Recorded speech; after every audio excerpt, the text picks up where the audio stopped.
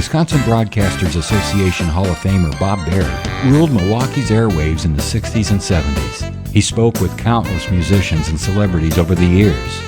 Bob collected remarkable recordings of these encounters, which he's now sharing with the public.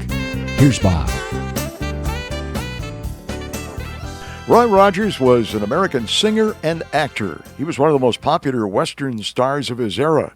He was known as the King of the Cowboys, appeared in over 100 movies and many radio and TV episodes of The Roy Rogers Show. In this podcast, you'll hear how he got started in radio, his first film, and how much of the movies he made included real scenery. Remember the names of his horse, dog, Jeep, and sidekick? Plus, we'll get the inside on some stuff that you probably never heard before.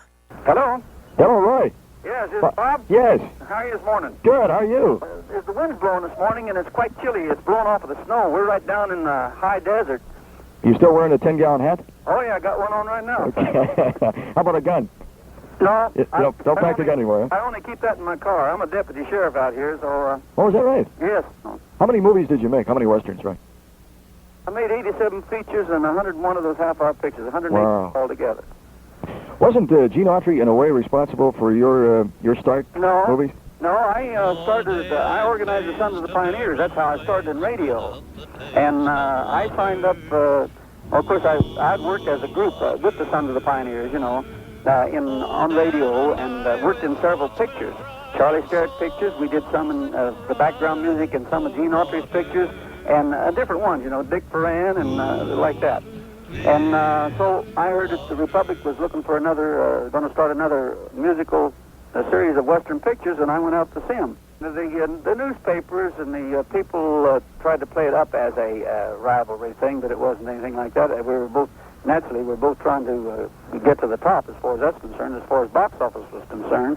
And I got started off, I made my first picture in 1938. And it was a timely thing. It was about the dust storms in the Middle West, in Oklahoma and Kansas, and it was timely, and I was elected as a young congressman to go to Washington to put through a water bill to build a dam. So I feel like I'm kind of responsible for some of those beautiful lakes down in Oklahoma. How much of the scenery and the action was real in the films they made back in your day? Almost all the exterior stuff was real, except for little western towns. You know, you'd go into town, that would be on the lot. They'd build a western front, you know.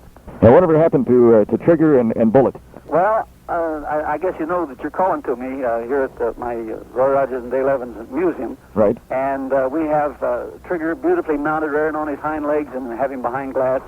And I put a brand new silver saddle on him, and he just looks beautiful. And Bullet's sitting there looking up at him like he did in the picture so many times. I'll be darned. And I have Nellie Bell in there, the little Jeep we used in the series of TVs, and the old car that I first came to California in, and my trophies, and the nice things that have been presented to us down through the years, presentations and citations.